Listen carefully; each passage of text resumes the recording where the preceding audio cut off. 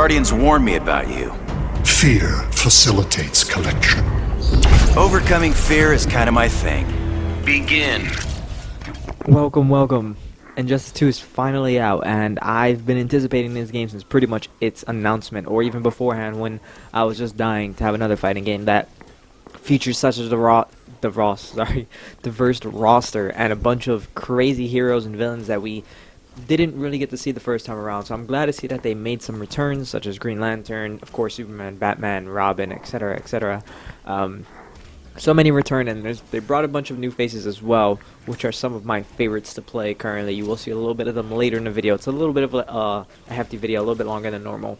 I included some full matches just so you guys get some, I guess, full glimpses at the gameplay, the little nooks and crannies, stuff like that. There isn't much of the some of the stuff that you won't see. I'll talk about that actually in a second. But for starters is the fact that Brainiac is in the game now. He's like the new villain, the new mainstay of the game, and this is the one of the arcade ladders, if I'm not mistaken, or they're called the Multiverse now, which is like the Mortal Kombat X towers, the living towers that you played in, where you would complete those, and at the end of a certain completion with a certain character, you would get a ending. So there's going to be two endings in this video. There's going to be the Green Lantern ending and the Dr. Fate ending.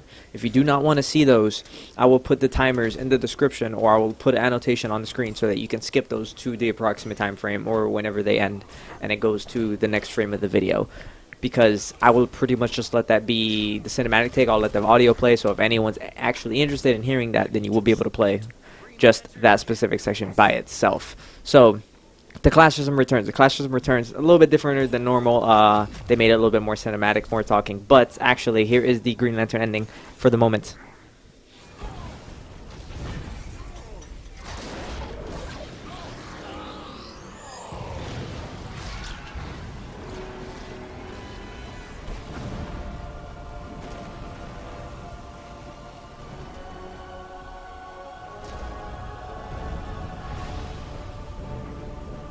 I just want to say before the ending starts, that's pretty freaking gorgeous, isn't it? Okay, yeah, but this is the actual Green Lantern ending. I hope you like it. The Guardians ordered me to bring Brainiac to Oa to stand trial. I was plenty happy to put a few thousand light years between that alien and Earth. After the trial, the Guardians dropped a bombshell on me. Sinestro was free, busted out of their science cells. A frontal assault on the Sinestro Corps was a no-go. Us Greens were still weak from fighting Superman's regime. That's why I volunteered to go undercover as a Yellow Lantern. To pass, I need to re-embrace my fear. But fear's an addiction. Once I've picked up that bottle, it's gonna be awfully hard putting it back down again. I just hope I have the will to see it through. So, yeah, the game's a little bit darker than I anticipated. As you saw, the ending for that was that now that Sinestro's back sort of inside of the game or inside of the lore of Injustice, he had to go, or Hal had to go, become a Yellow Lantern. And the great part about Injustice 2, as you're currently seeing on the screen, is the customization system. It's absolutely massive. And the way that you get the customization options is partaking in multiverse events, where, as you see, it says the mother boxes, bronze mother box, gold mother box, there's silver, there's platinum, etc. When you get those, you open those, they're like little loot boxes. If you ever played Overwatch or any other game that has some sort of RPG mechanics to it, where you do get content and you get to equip these to your characters, or I'll just start off and say, you know, Overwatch, right? Where you would open a loot box and then you would gain those certain items or cosmetic items. Except in this game, these items give you actual stat boosts. As you see, that's a normal Green Lantern, and then for a quick second there you saw it. I didn't even realize it until after I clicked it. You saw my Lantern with his upgrades. The next fight, actually, here you go. Hope you've had your shots. I'm no one's pet. Doesn't Grodd hold your leash? Begin. Okay, sorry. I actually like to let those play through just in case anyone actually wants to hear it, just in case they haven't heard it before. But every character that you do interact with, they have an intro sequence where they talk to each other and they'll say certain things. Sometimes it's lore related, sometimes it's not. Maybe it's just banter between one another. But that one was actually pretty smooth. I did like how he said that, you know, she had a leash. And I don't know why. That just I found that like a savage lantern joke. But like I was saying, the customization in Injustice 2 is, in my opinion, so far from what I've gotten onto it and what I've seen other players have, is pretty great. I love the attention to detail, especially for the lanterns, because I love Green Lantern. He's my favorite DC superhero. And the fact that you can have every single spectrum, and if you don't know anything about Green Lantern, there's multiple Green Lanterns, or multiple lanterns, let me correct myself. There isn't just the green. There's the yellow lanterns, there are the, what's the word for it? There is the, like the pink lanterns, the love lanterns, whatever you want to call them.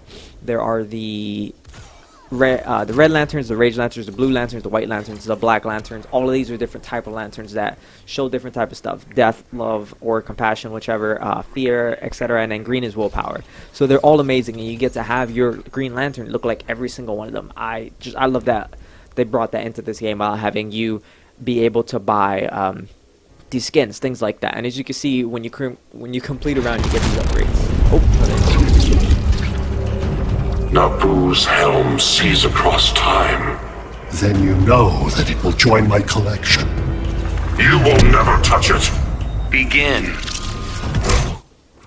Okie dokie. Yes. So like I was saying, after the end of every match, you'll get sometimes you'll get unlocks. So you'll get stuff for different characters. You'll get gauntlets, etc., etc. Whatever that character may have that you may be able to upgrade will go towards said character, or any guy per take. If you're playing Dr. Fate, you'll get unlocked for Brainiac or any other person. You won't get exactly what you're playing for, but sometimes you will, or sometimes you get multiple unlocks, and maybe you'll get 1 or 2 for your character you're playing as, and then others. Sometimes I got a epic piece of gear, which if you play Destiny or anything like that, where the items are color-coded, these color-coded items go towards levels. So if you're like the max level is a 20 in this game. If you're a 20, you're able to use these epic items. Epic items are now locked until you're a level 20, from what they say. So that gives it so that when you hop into a multiplayer lobby and you want to use your crazy gear, you don't just stomp on people because of the fact that you are level 20 and they are not.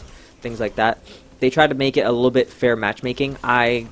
From what I've seen from 1 or 2 matches that I have played, but I most likely will stick to just straight single player until I get a feel, until I get more gear under my belt, and eventually complete the campaign, whenever that may be. So I do love, so far, mostly Green Lantern and Dr. Fate. I love Dr. Fate and Green Lantern specifically because the range of powers that they have to their disposal. But Green Lantern, you saw, you're able to create so many constructs of his, you're able to do so many things, and there's other part with the customization to the game where you get extra abilities by playing, and this is all RNG based, by the way, so sometimes you'll get it, maybe you won't ever get it, but a lot of the times you will be able to get these unlocks, and these unlocks will give you different types of abilities that do different type of things. I got one for Dr. Fate, which basically is he has a push away attack, and if you use that push away attack while they hit a projectile on you, you gain health and super.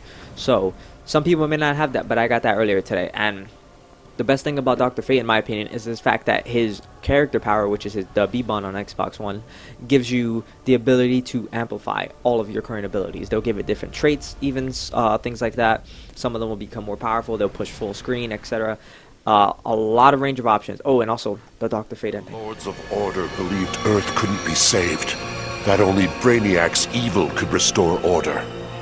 I knew refusing the Lord's fate would anger them, and that they'd try to destroy me. Anyone else would have nowhere to run. Fortunately, I still have friends in low places. The House of Mystery guards the helm. Zatanna and Constantine's spells conceal me from the Lords. But it was John's daughter, Rose, who gave me the greatest gift of all. My wife, Inza, returned to life and in my arms again. For the first time since taking up the helm, I don't know what tomorrow will bring.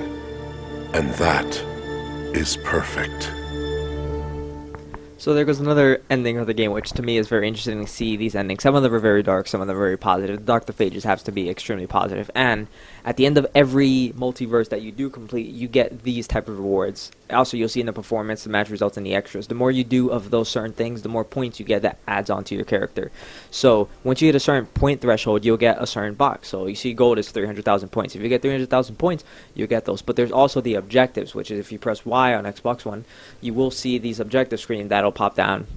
It'll tell you extra things that you can do. Once you complete those things, you'll get the rewards that specify for those. So you'll get 10,000 credits, you'll get 3 extra or 2 extra gold mother boxes, which is great because the more mother boxes you get at earlier levels, it'll help you boost yourself up so that the more, well, even I might even say to just hold off on some of the higher level mother boxes until you hit a certain level with your character so that you can get gear that you may want, hopefully, for who you're playing. 2 voices in 1 mind.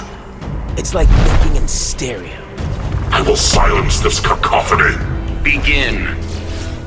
Okay, I believe that was the last intro. Sorry about that. But yes, these mother boxes. So I'm unsure if this may work like that, but you might want to hold off onto them until a later time frame because if I'm not mistaken from what I read correctly, if you open them at a certain level, you're going to gain gear for that level. So let's say you get a certain character to like level 10 or something like that, then you're going to get level 10 gear, if I'm not mistaken, if it works that way, which I'm pretty sure it does. Then again, I did read this in the in-game options or in the loading screen as they shown before, but I would say hold off on those and until this may be specified. I'm not very the greatest at the game or fighting games anymore as I used to be. This game is very intricate. I'm still learning, and I've had the game for like literally 2 days, so I'm not going to be that great, I feel like, until a little bit later time. So if you want to take my word for it, you may. If you don't, I completely understand. You can go to those fighting YouTube channels with the guys that are extraordinarily great at these type of games. But I'm just, I just love playing these games. I've always loved playing fighting games. They were my first games that I ever actually played were fighting games. My very first game was Mortal Kombat. So I do have a very loving background, especially for the Netherrealm guys and everything that have brought us. So it's great to play more of the DC universe and have these characters that some of them I've heard of, but I've never actually seen much of. So I absolutely love Dr. Fate in this game and his abilities, everything about him. He's super fun to play, just like Green Lantern. I might even get into some Bane because Bane looks great. The customization options for me make me want to play other characters, and I'm hoping other people feel the same, where you see a hero or a villain and you're interested in how they play, but in reality maybe you don't know or you don't like how they look. If you play more of that said character, you might get options that may make that person look like so much more cooler or so much more better, or even may play better, because as you see, there's like the stat screen, the strength, the health, ability, defense.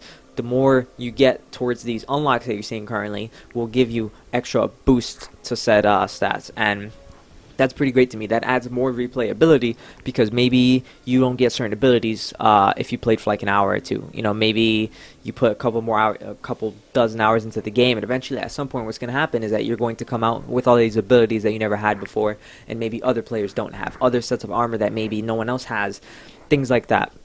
So the fact that they added a RPG aspect to the game makes me want to play more than any other fighting game currently, or any other fighting game that I have played, period. I love Mortal Kombat X. I love everything that's about that game.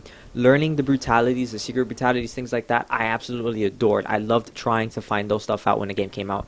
So that added extra replayability to me, I feel like, at the time.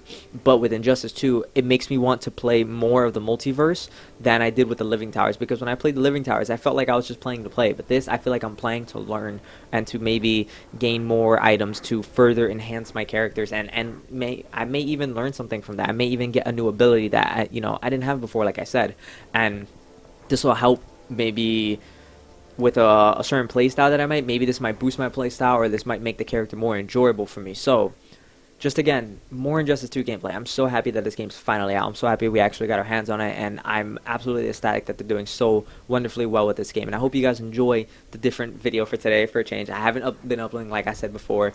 Check out my Beam.pro page. I will be streaming this later tonight. Hope you have a great night, and take care.